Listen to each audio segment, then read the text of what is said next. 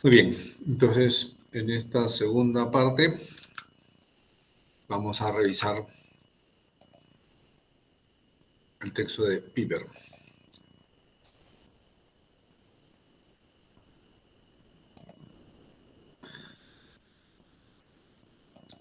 Está muy bien, entonces este texto se llama Pensamientos en torno a la música, que es una reflexión eh, sobre la naturaleza de la música, que como vamos a ver ahora, ¿no?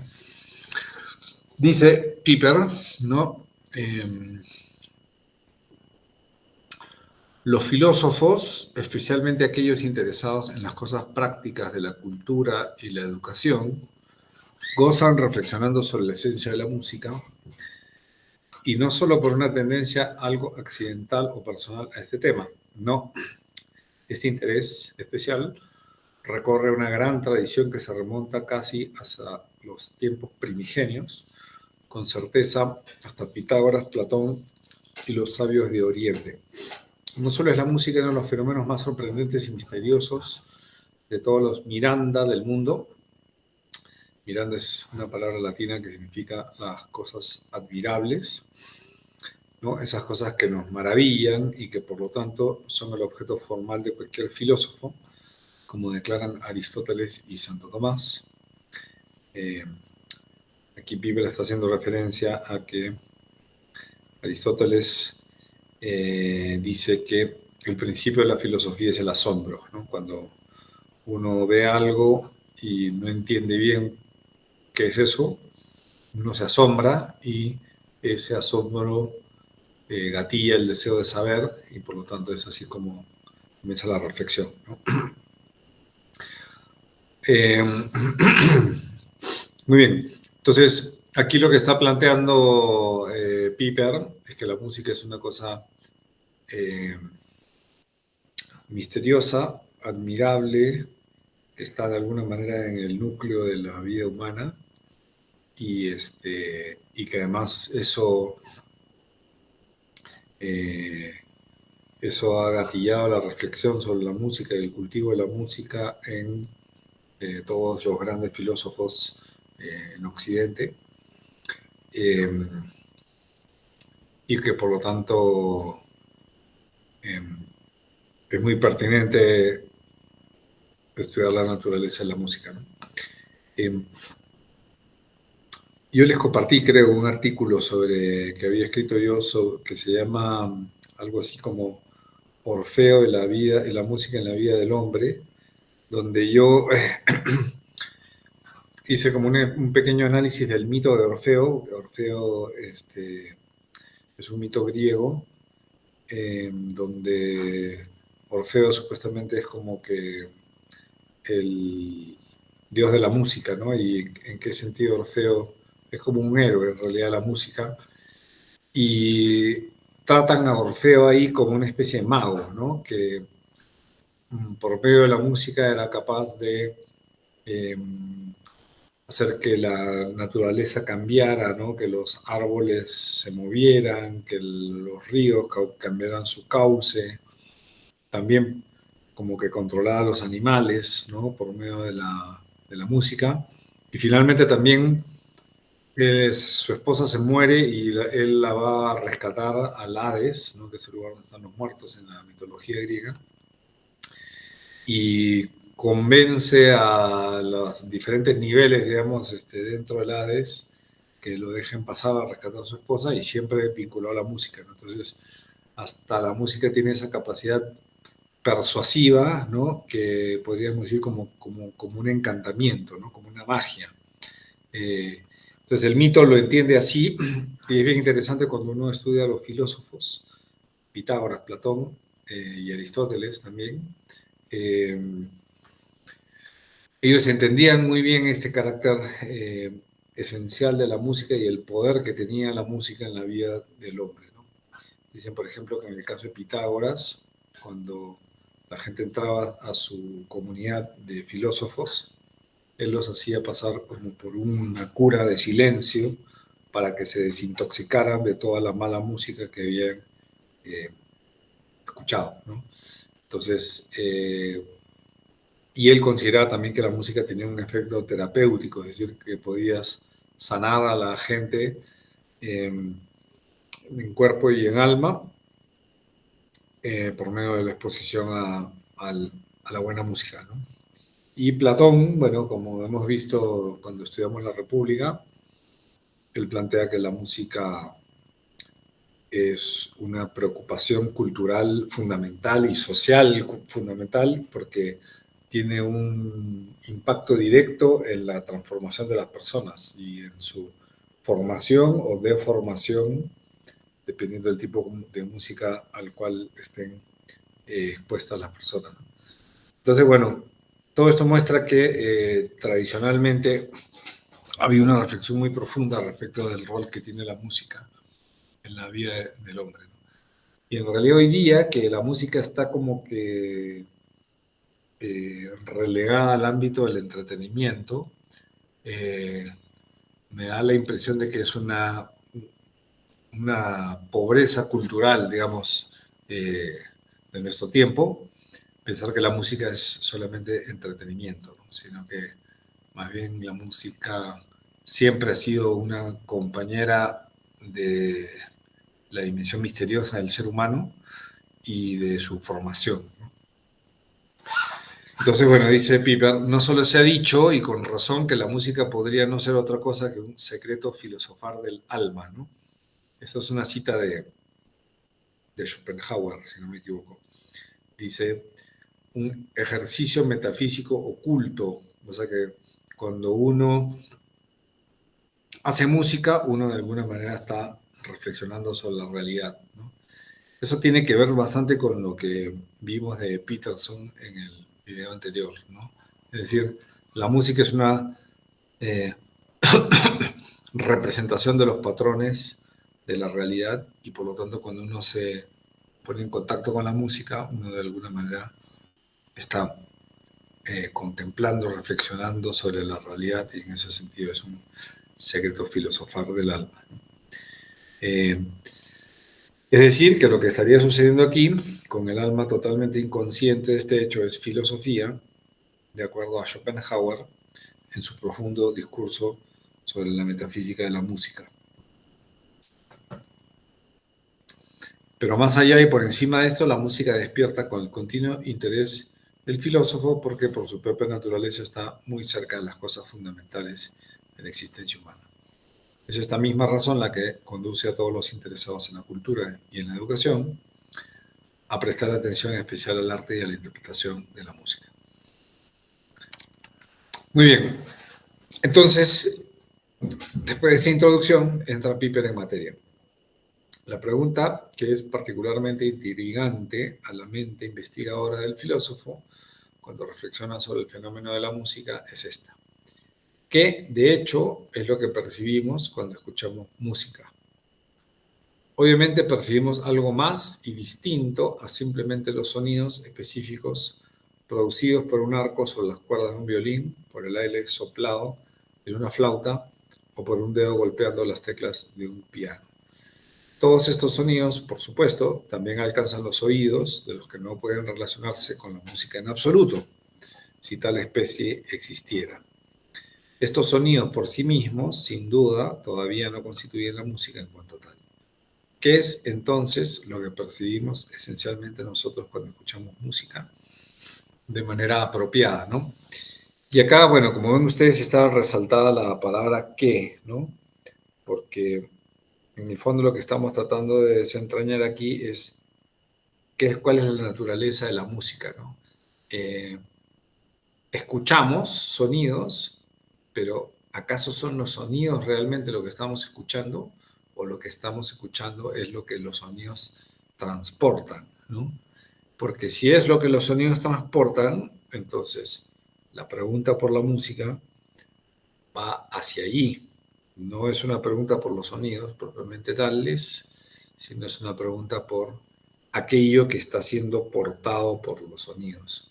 Y por lo tanto, cuando escuchamos música, no escuchamos sonidos, porque ese no es el qué de lo que nosotros estamos escuchando, sino lo que escuchamos es aquello que los sonidos portan. aquello que los sonidos transmiten. Por lo tanto, la pregunta por la naturaleza de la música es la pregunta por ese qué que está contenido, por así decirlo, dentro de los sonidos. Entonces, es hacia ahí donde se tiene que dirigir nuestra pregunta sobre la naturaleza de la música.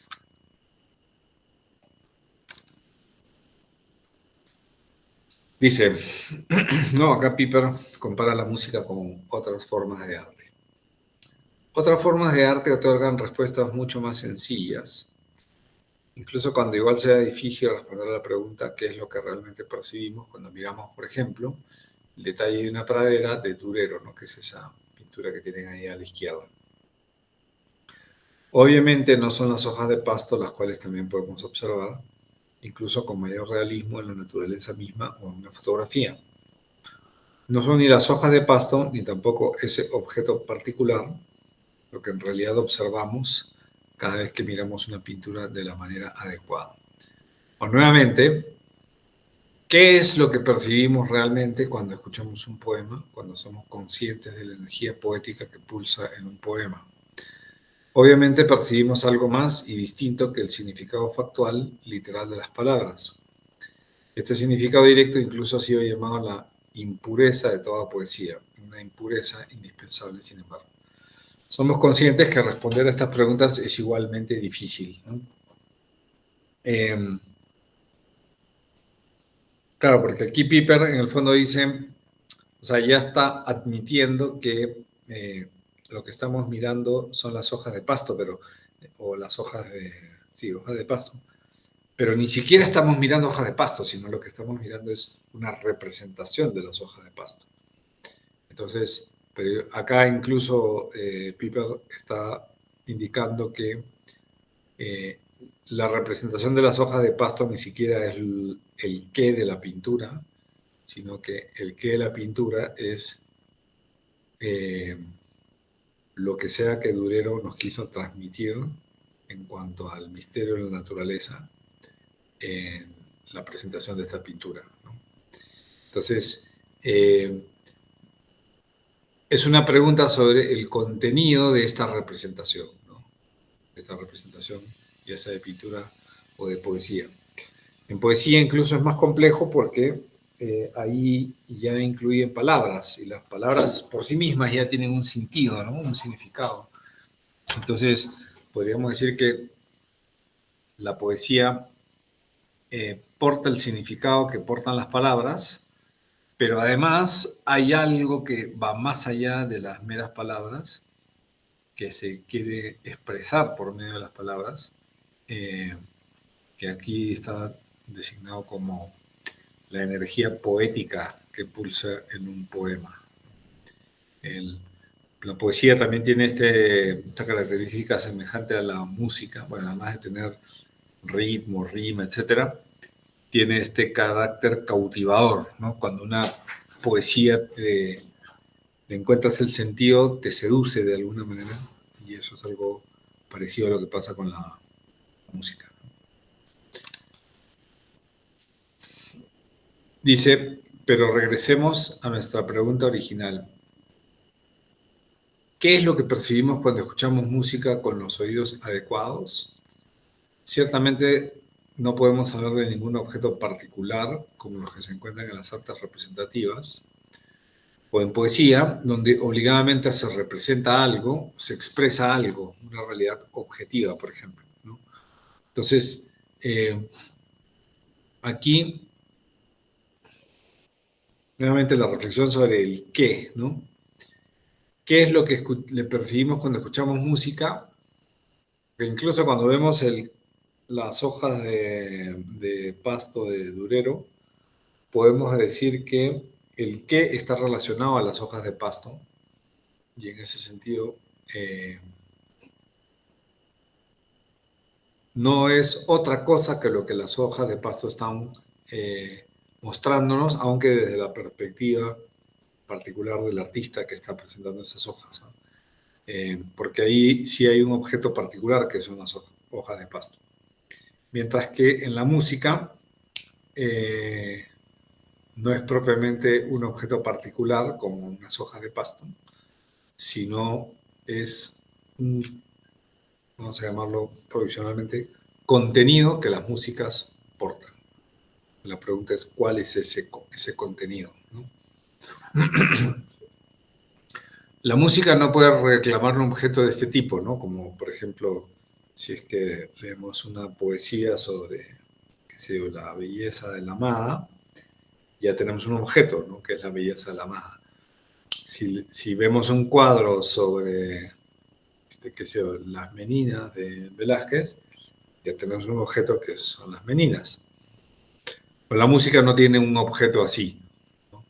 Y de acá Piper va a explicar un poco mejor en qué sentido eso no es pertinente, ¿no? Dice, de hecho lo que escuchamos no es realmente el idilio al lado del riachuelo, ni la tormenta, ni la reunión alegre de campesinos, cuando escuchamos la sexta sinfonía de Beethoven, ¿no?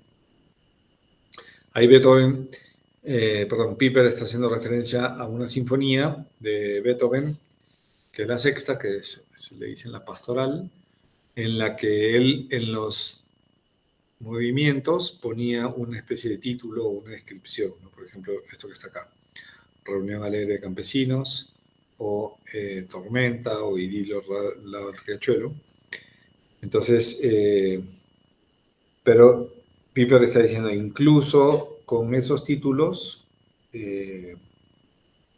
la música no está representando exactamente eso, sino, podríamos decir, el espíritu de la tormenta o el espíritu de la reunión alegre de campesinos, ¿no? Y ese sería el qué, digamos, de lo que la música está aportando, ¿no?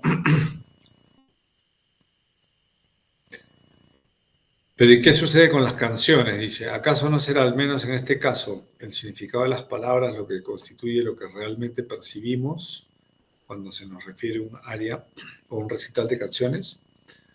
Por supuesto que escuchamos las palabras y sin embargo, si damos por hecho que percibimos música auténtica y significativa, y si lo hacemos del modo apropiado, invariablemente percibimos un sentido adicional, sumamente íntimo, sentido que no podríamos encontrar en las meras palabras. Este sentido sumamente íntimo no es expresado por las meras palabras, sean escritas o habladas.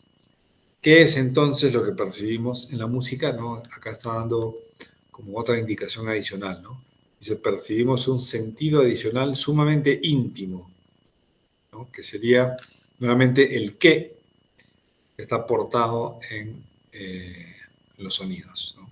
Eso es lo que se está preguntando. Nuevamente, después de todas estas decisiones, vuelve a hacer la pregunta, ¿no? ¿Qué es entonces lo que percibimos en la música?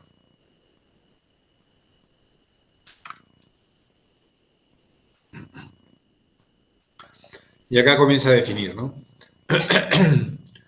La música no habla de cosas, sino que habla del dolor y la alegría.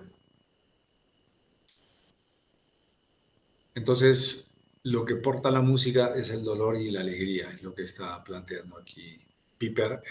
Esta formulación es de Schopenhauer, ¿no?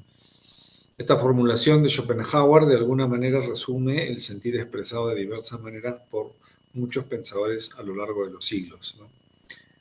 No sería del todo correcto considerar que esta frase expresa la plenitud de la concepción que se encuentra en la filosofía occidental clásica, pero por lo menos abre un acceso a la idea principal en la medida en que conduce a la dirección correcta.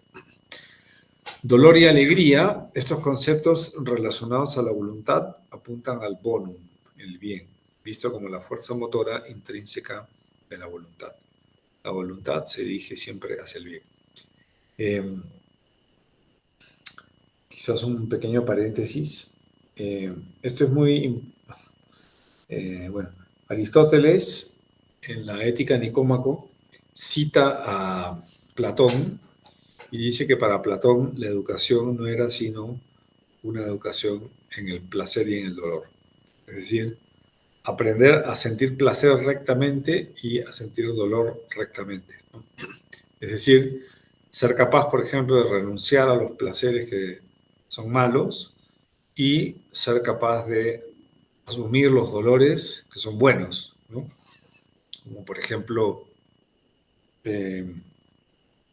sacrificarse por alguien, ¿no? El sacrificio supone un dolor o la pérdida de algo, ¿no? O la renuncia a algo, y esa renuncia que implica un dolor se hace por algo bueno, que puede ser el bien de otra persona, ¿no? Típico ejemplo de la madre que vela al lado del hijo enfermo y que sacrifica su propio descanso, su propio sueño, etcétera, por el bien del otro, ¿no? Entonces, eso supone una recta relación con el dolor, en el cual uno es capaz de sufrir cuando algo bueno lo amerita, ¿no? Pero lo que está diciendo aquí Piper es que dolor y alegría no apuntan propiamente al intelecto, sino apuntan a la voluntad, ¿no? El objeto propio del intelecto es la verdad, el objeto propio de la voluntad es el bien. Y el bien, cuando se posee, produce placer, y cuando se pierde, produce dolor, ¿no? Entonces, por ejemplo, cuando uno tiene sed, uno comienza a percibir la falta de agua, y esa falta de agua te genera una especie de dolor, que es el dolor de la carencia del agua, que es lo que indica la sed, ¿no? La sed es un sentimiento que aflora tu conciencia para indicarte que te falta agua, que por lo tanto tienes que conducirte hacia conseguir agua. Y una vez que consigues el agua y la tomas, aparece el placer de la saciedad respecto del agua. Y por lo tanto, la relación con este bien que es el agua es una relación de placer y dolor, ¿no? Cuando me falta, sufro, y cuando la consigo, me sacio, ¿no? Y por lo tanto entro en una situación de satisfacción. Y todo esto es en el ámbito de los sentimientos, ¿no? El dolor y el placer son en el ámbito del afectivo, ¿no? del mundo afectivo. Y por lo tanto, la voluntad es la que está en este ámbito, ¿no? Yo puedo pensar, tomar agua me va a hacer bien, ¿no? Y voy a poder saciar mi sed. Y esa es una reflexión intelectual que está producida por el intelecto, ¿no? Entonces, y el contenido, digamos, de lo que yo pienso con el intelecto es la verdad, ¿no? Entonces, en este caso, una afirmación verdadera: si tomo agua voy a saciar mi sed, ¿no? Pero la voluntad lo que busca no es la verdad en ese sentido, sino lo que busca es el bien. O sea, lo que quiere es no la conciencia de que si tomo agua me voy a saciar, sino que lo que quiere es saciarse, y por lo tanto ir a la búsqueda de ese bien y poseerlo. Entonces, el mundo del dolor y la alegría es el mundo de la voluntad, que está relacionado a la obtención del bien o la carencia del bien. La obtención produce la alegría y la carencia produce el dolor. Aquí Piper hace una aclaración, digamos, una profundización en a qué nos referimos cuando nos referimos al bien, ¿no? Y al mal, ¿no? Y él dice en este punto una palabra de precaución contra ideas moralistas erróneas, ¿no? Porque la música, o sea, claro, decimos que habla del dolor y de la alegría, ¿no? Y no es que la música sea un manual de moral, ¿no? O sea, donde agarras y dices, cantas, hacer el bien, te vas a ser feliz, y si haces esto, serás feliz, etc. No tiene nada que ver con ese tipo de moralismo, ¿no? Lo que realmente se quiere decir es lo que viene a continuación, ¿no? Esto es lo que queremos decir, dice Piper. El ser del hombre es siempre dinámico, ¿no? En alemán es un geschehendes Sein, que significa un ser que ocurre, un ser que se despliega o se realiza, o que está haciendo, podríamos decir, ¿no? El hombre no solo está allí, el hombre es en la medida en que se hace, no solo en su realidad física, en el crecimiento, maduración y finalmente disminución hacia el final, también en su realidad espiritual el hombre está en constante movimiento, está existencialmente convirtiéndose está en camino. Para el hombre ser significa estar en camino. El hombre no puede ser de otra forma, él es intrínsecamente un peregrino que aún no ha llegado, independientemente de si es consciente de ello o no, de si lo acepta o no. El objeto de este dinamismo, el destino de este viaje, el objetivo, por tanto, de este volverse algo, y la fuerza motriz fundamental de todo es el bien, ¿no? Nuevamente, ¿no? Si ponemos el ejemplo del agua, somos dinámicos, ¿no? Entonces, después de un tiempo de no haber tomado agua y de actividad, comenzamos a necesitar de agua. Entonces, esa necesidad de agua es lo que aquí se refiere a que estamos en camino o estamos en movimiento, porque necesitamos perfeccionarnos constantemente. Entonces, somos seres dinámicos y por lo tanto estamos constantemente orientados hacia la realización de una acción. Y esa realización de una acción busca la perfección de su acción, ¿no? Volviendo nuevamente al ejemplo del agua, podría decir que soy un ser que está en tendencia hacia tomar la cantidad de agua necesaria para seguir conservando el ser y por lo tanto estoy en camino hacia el agua en un proceso dinámico que cuando obtengo el agua bueno, porque es un bien particular, en cuanto obtengo este bien particular sacio esa necesidad particular que tenía, que era la del agua, ¿no? Dice Piper, ¿no? Incluso cuando el hombre opta por el mal, se propone un bien percibido.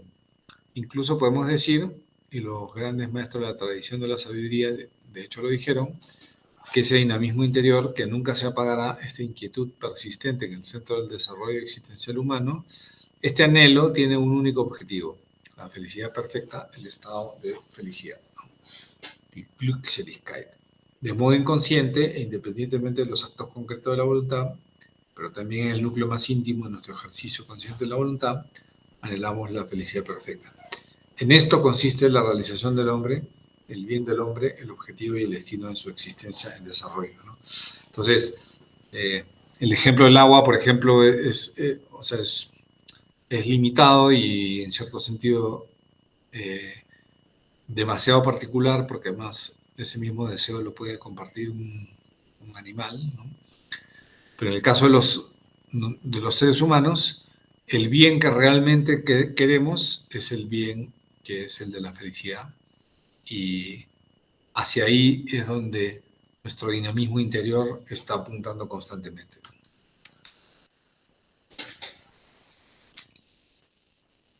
Bueno, y toda esta referencia al hecho de que el hombre está en construcción, podríamos decir, o en desarrollo, o en un proceso de perfeccionamiento, es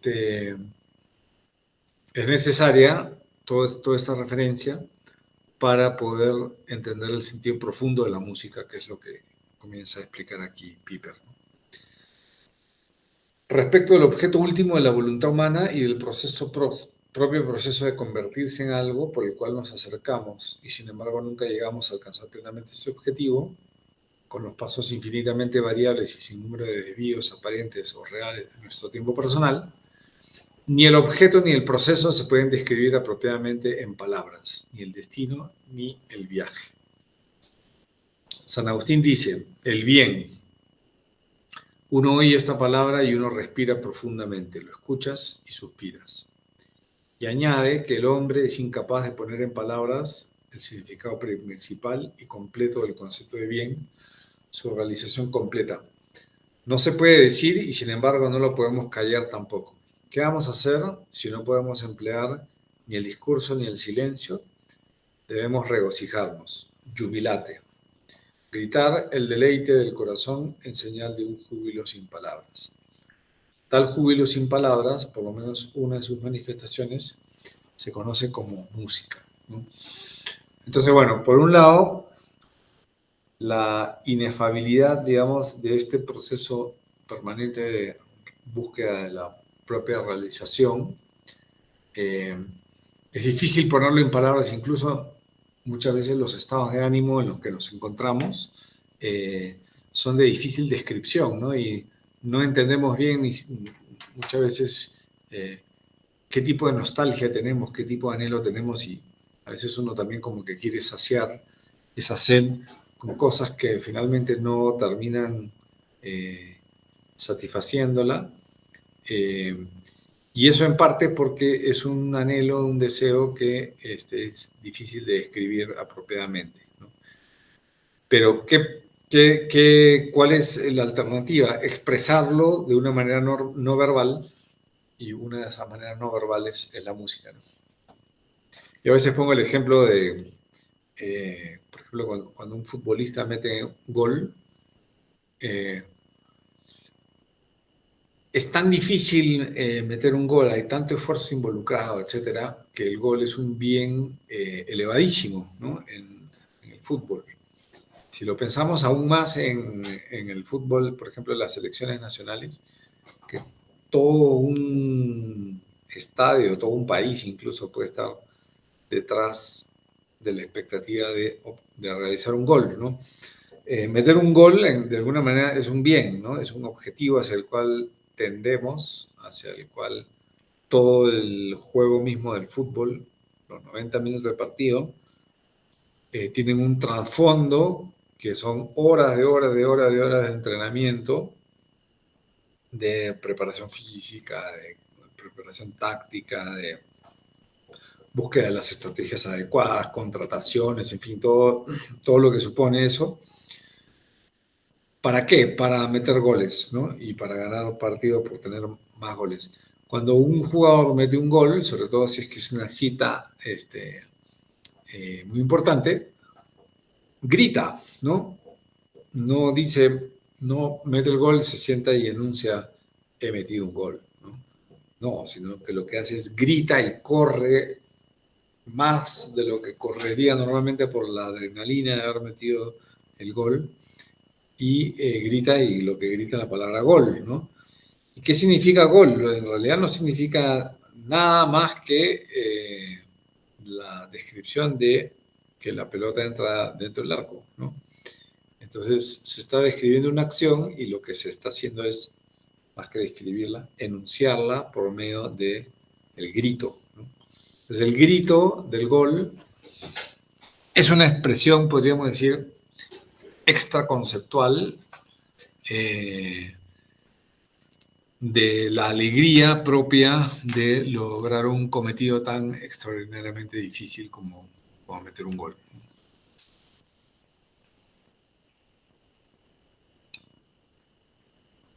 Muy bien.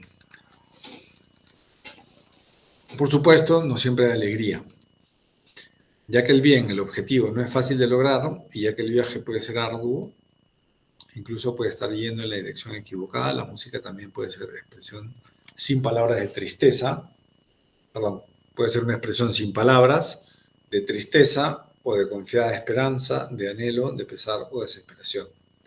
La palabra hablada resulta totalmente inadecuada para expresar estas realidades tan íntimas. Esto es el dinamismo de la existencia humana en sí misma. Estas realidades, por su propia naturaleza y también debido a la naturaleza del espíritu, existen antes y también más allá de toda palabra. Vemos, dice Kierkegaard, que la música en relación a la palabra hablada es tanto maestra como discípula, viniendo tanto antes como al final. La música abre un camino hacia el reino del silencio. La música revela el alma humana enmarcada de desnudez, por decirlo así, sin los ropajes lingüísticos habituales, ¿no? Que generalmente se enredan en las mismas presentes espinas, ¿no? Acá está presentando nuevamente Piper una especie de definición de música, ¿no? La música revela el alma humana en desnudez, sin los ropajes lingüísticos habituales. Eh, Quizás un ejemplo también, ¿no? Yo me acuerdo, una vez estaba almorzando en la casa de mi hermana y mi hermana había puesto como música para acompañar el almuerzo y comenzó a sonar una canción de Adele que se llama Don't You Remember, que para mí es como una de las canciones más desgarradoras de Adele, ¿no? Y ella, sí, creo que el segundo disco que se llama 21, eh, es un disco dedicado a una ruptura amorosa, ¿no?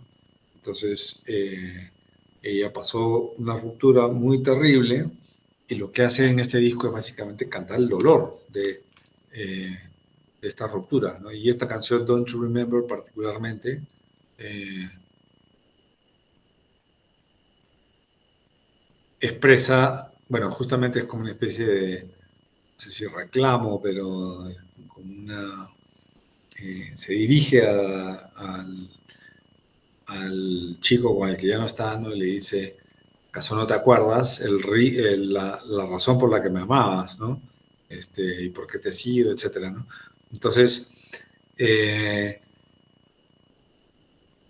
el deseo que tiene un ser humano de encontrar una pareja, ¿no? Y de vivir el amor con esa pareja es tan profundo, tan, eh, a- digamos, atañe a una raíz tan íntima, tan profunda del corazón del hombre, que es muy difícil expresar ese deseo de manera puramente conceptual y que le haga justicia, ¿no? Esa expresión puramente conceptual.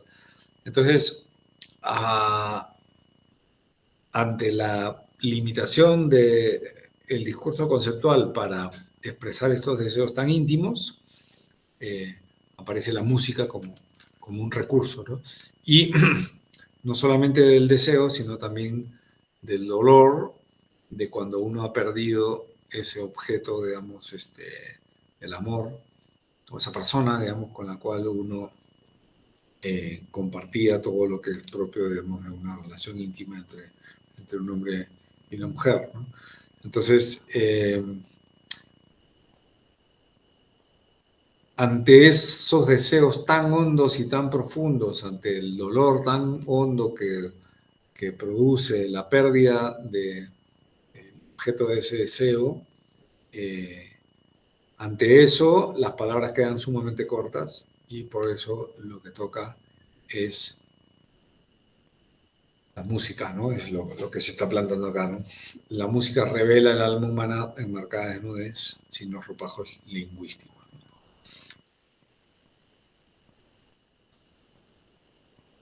Para decirlo otra vez, no dice Piper, vamos a reformular lo que se está tratando de decir.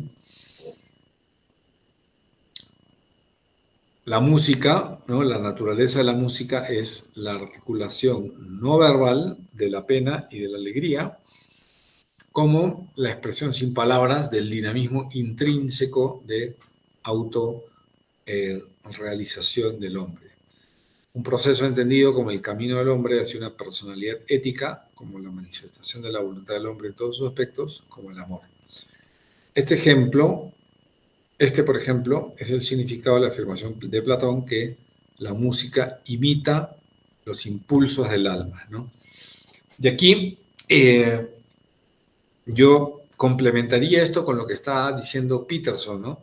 Peterson cuando dice la música representa los patrones de la realidad, ¿no? Entonces podríamos decir aquí que en realidad, dicho más precisamente, la música lo que hace es representar los patrones de los impulsos del alma, ¿no? Entonces, digamos que un deseo que yo tengo, que es real, ¿no? Es un deseo que es un deseo real de un determinado bien, tiene una configuración en mi estado de ánimo y la música lo que hace es capta esa configuración y la representa por medio de las proporciones de los sonidos, ¿no? Entonces, imita por medio del sonido los impulsos del alma, lo que está diciendo aquí, ¿no? O como lo declara Aristóteles, la música es similar a la ética y está relacionada a ella.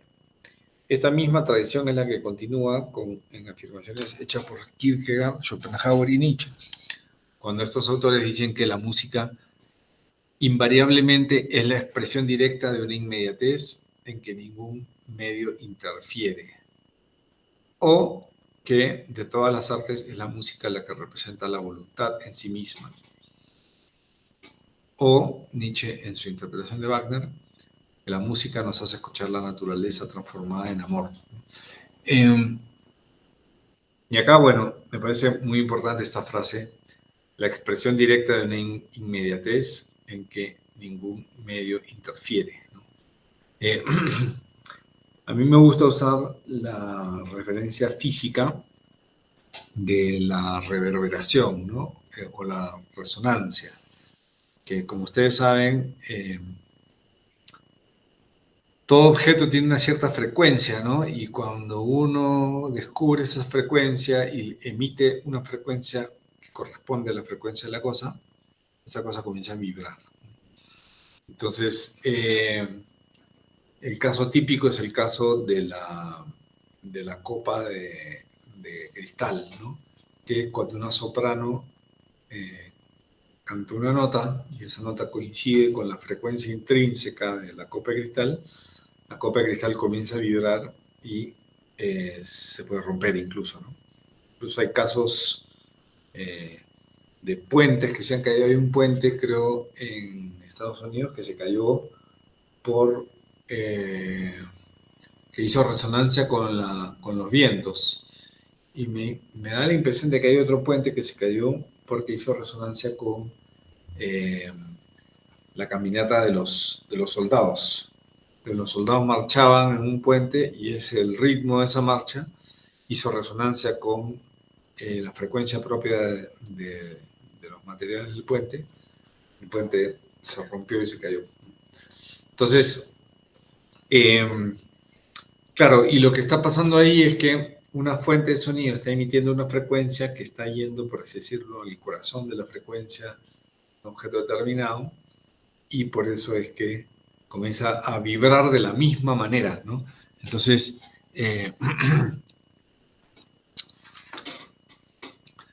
de alguna manera, la inmediatez de la vibración original contacta con la inmediatez del objeto que vibra según esa frecuencia que le está siendo transferida, ¿no? Esto, que es un ejemplo, digamos, podemos decir, de la física, me parece que se da de manera análoga en la música. Es decir, hay una vibración interior de los estados de ánimo de una persona, o capta el compositor, que el compositor es capaz de esa configuración anímica reproducirla por medio de los sonidos, y cuando esto se ejecuta, ¿no? Es decir, cuando la música entra en acto, nos afecta, ¿no? Y el estado de ánimo que está en el origen de esa configuración de sonidos, por medio de los sonidos, llega a nosotros de manera inmediata, ¿no? Entonces, es como que tenemos una representación en sonido de la configuración del alma o del corazón de la persona que compuso esa pieza musical, y ese sonido entra directamente hasta nuestro estado de ánimo, nuestro corazón, nuestra conciencia, y la toca, por decirlo así, y la hace vibrar de la manera como está configurada. Entonces, eso también lo que decía Peterson, la música hace que te orientes hacia ella y que te relaciones con ella, porque tiene esta dimensión de inmediatez, ¿no?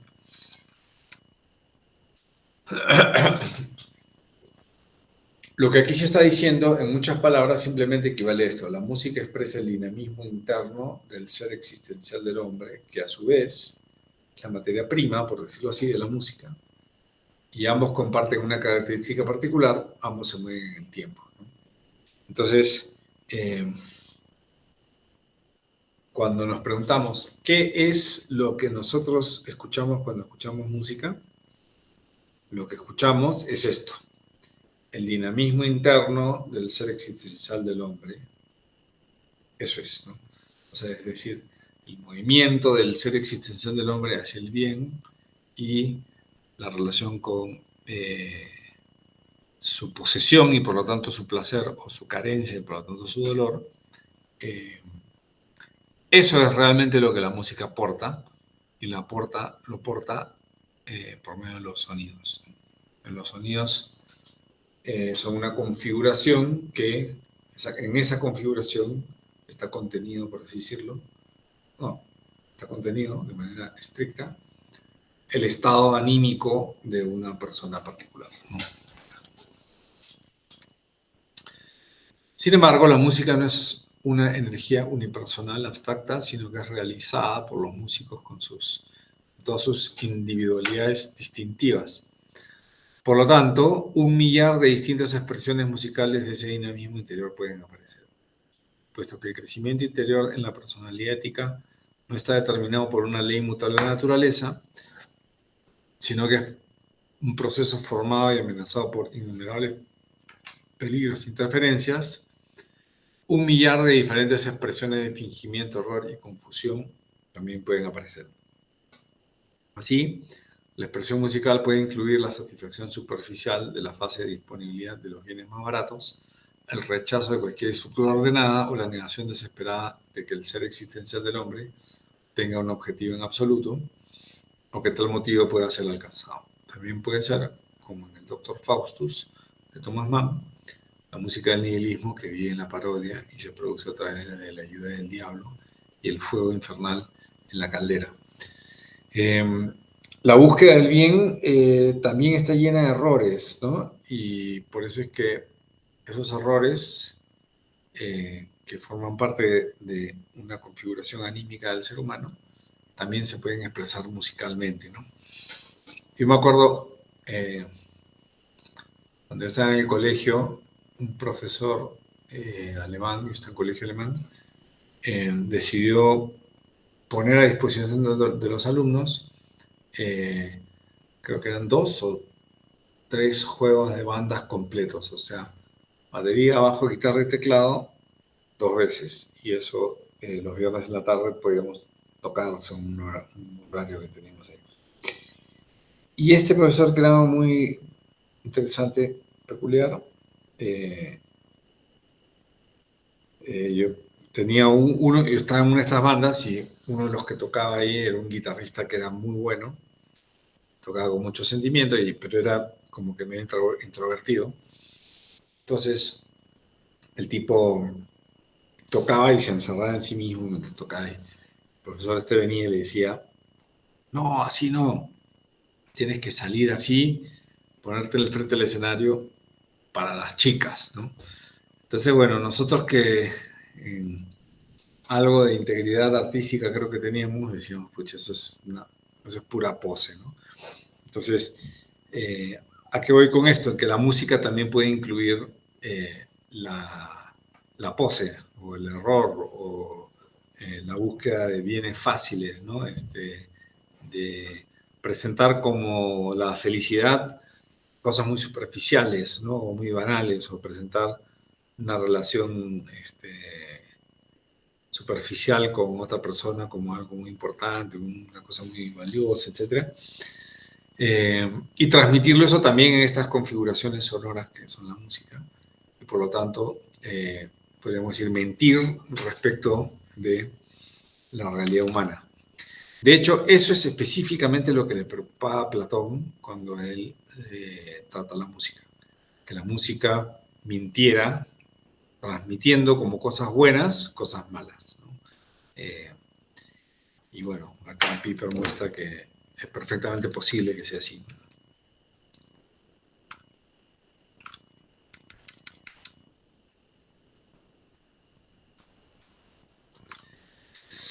Dice, no se quiere decir en absoluto que esta cercanía a la existencia humana, característica propia de la música, encuentra expresión solamente en este único sentido, en que los impulsos fundamentales de la existencia humana, genuinos o falsos, sinceros o corruptos, se expresan solamente en relación con el compositor de la obra y en la sola música.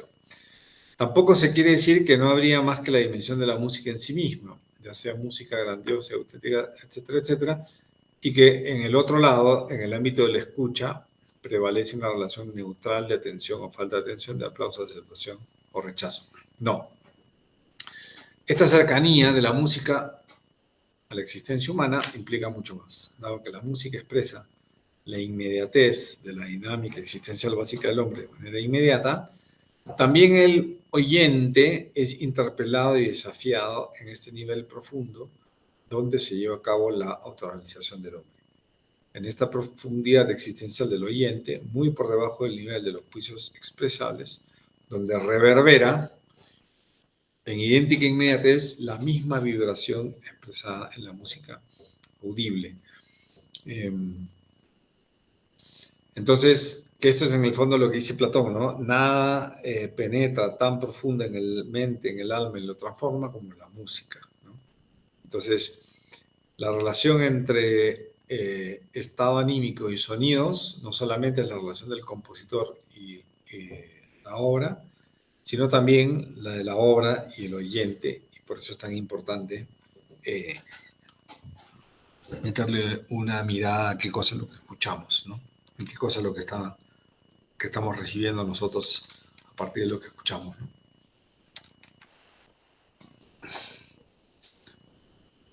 Muy bien, entonces ya estamos como que acercándonos a la naturaleza propia de la música, ¿no? La naturaleza propia de la música es expresar por medio del sonido la configuración anímica del ser humano, ¿no? Y en la medida en que el compositor sea más talentoso para representar con los sonidos los estados interiores del hombre, la música va a ser más bella y porque justamente va a estar realizando más plenamente su naturaleza, ¿no? Y dado que está transmitiendo la verdad del estado anímico de un hombre,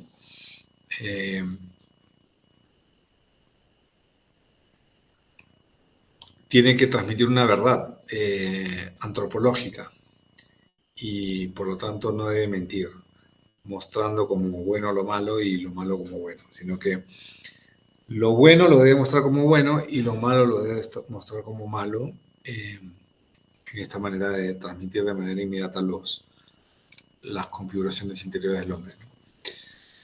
Ahora nos damos cuenta de por qué y en qué medida la música juega un papel fundamental en la formación y perfección del hombre, como aporte o como obstáculo, y ambos, una vez más allá de cualquier esfuerzo consciente respecto de formación, enseñanza, educación. También nos damos cuenta aquí de lo indispensable que es reflexionar sobre estas muy directas fuerzas e influencias. Platón y Aristóteles, por ejemplo, se dedicaron a esta reflexión, aunque a nosotros nos resulte difícil entender por qué estos dos grandes pensadores griegos, en sus escritos éticos y hasta políticos, discutieron la música con tanta seriedad y detalle. Según Platón, la música no es solo una herramienta para formar el carácter del hombre, sino también un instrumento para el ordenamiento correcto de la estructura jurídica de la sociedad. En el Diálogo de la República leemos: ellos realmente ven a la música como si fuera solamente un entretenimiento y piensan que ningún daño puede venir de ella.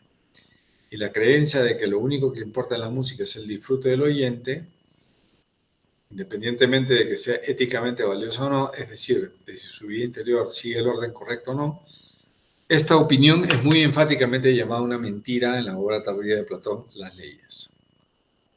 Ya había sido enseñado por un teórico de la música griega, reconocido, según afirma Platón, que la música no es alterada sin afectar las reglas más fundamentales de la sociedad.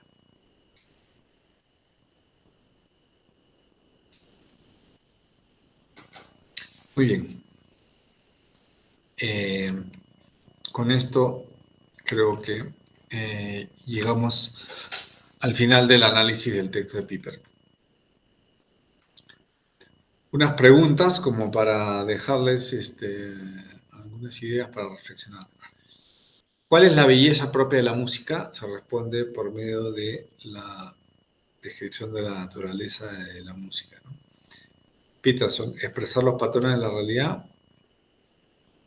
experimentar placer en esa imitación que un hombre ha hecho de los patrones de la realidad, un placer que nos conmueve, un placer que nos lleva a realizarlo en nuestro ser por la danza. Piper, la expresión de la configuración ética del corazón humano en su búsqueda de la felicidad. Ambos. ¿Cuál es la fealdad propia de la música? Existen grados de belleza en la música. Y hasta ahí llegamos con esta exposición. Muy bien, entonces